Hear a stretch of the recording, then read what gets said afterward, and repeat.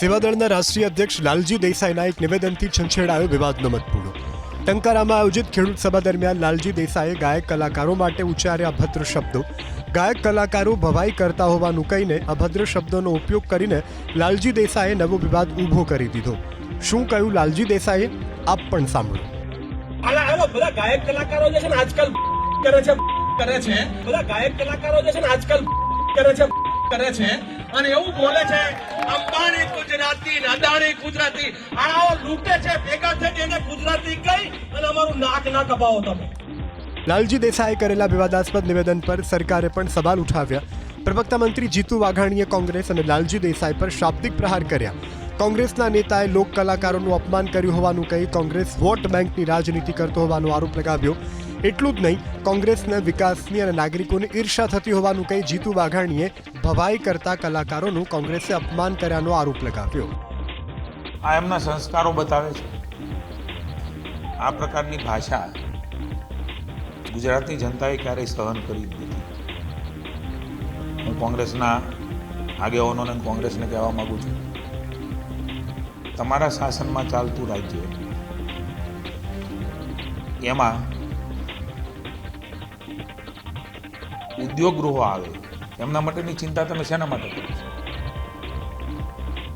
ઉદ્યોગ ગૃહો જ્યારે કામ કરે ત્યારે રાજ્યનો વિકાસ થતો હોય છે, સામાન્ય લોકોને રોજગારી મળતી હોય છે। ગુજરાતની વિકાસની ઈર્ષ્યા એ કોંગ્રેસ કરી રહી છે, ગુજરાતની જનતાની ઈર્ષ્યા કરી રહી છે અને આ પ્રકારની નિમ્ન કક્ષાની કોઈ પણ કલાકારો માટે હું તો એમ કહું છું કે આ પ્રકારનો શબ્દ આજે રાજ્યની ભૂપેન્દ્રભાઈ અને હર્ષભાઈના નેતૃત્વની સરકાર એ ભવાઈ કરતા કલાકારોને પણ સન્માન મળે, આ તો એમનું પણ અપમાન છે। સેવાદળના રાષ્ટ્રીય અધ્યક્ષ લાલજી દેસાઈએ કરેલા વિવાદાસ્પદ નિવેદન બાદ લોક કલાકારોમાં પણ રોષ ફાટી નીકળ્યો। લોક કલાકાર યોગેશ ગઢવીએ કડક ભાષામાં લાલજી દેસાઈના આ જ નિવેદનને વખોડી કાઢ્યું। સાથે જ કલા જગતની માફી માંગવાની માંગ સાથે કોંગ્રેસ ઉપર પણ શાબ્દિક પ્રહારો કર્યા। કલાકાર શું એટલે કહેવું પડે, અમે શારદાની ઉપાસના કરવા વાળા છીએ, અમે વાણીના ઉપાસક છીએ, અમે સંસ્કૃતિના રખેવાળ છીએ। કોંગ્રેસીઓ શરમ કરો, શરમ કરો। ગુજરાત રાજ્યના કલાકારો માટે જે શબ્દનો પ્રયોગ અમે ઘરમાં નથી કરી શકતા, બહાર નથી કરી શકતા, એવો શબ્દ પ્રયોગ ગુજરાત રાજ્યના કલાકારો માટે કરો છો? શરમ કરો, શરમ કરો કોંગ્રેસી નેતાઓ।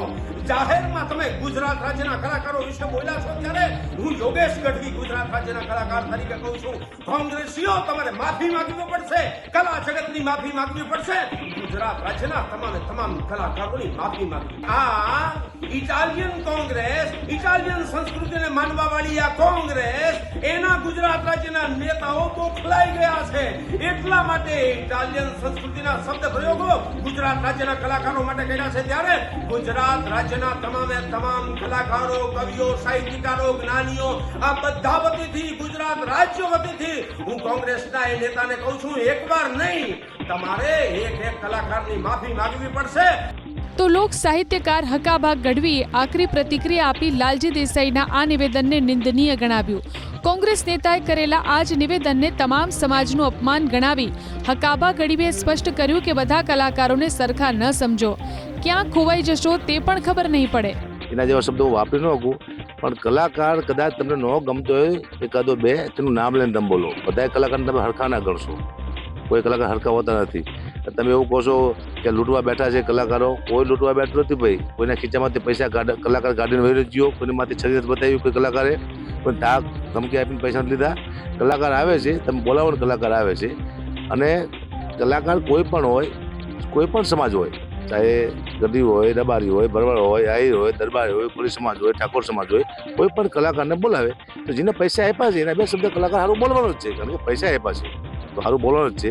એટલે આવા રાજનેતાને હું વિનંતી કરું છું કે તમે બિલકુલ બોલવામાં ધ્યાન રાખો, કારણ કે આખી પાર્ટીમાં ખોઈ જાય તમને ખબર નહીં પડે, કારણ કે કલાકાર જો જેની માયા પડી જાય એનું પૂરું કરી નાખે, સત્યાનાશ કરી નાખે।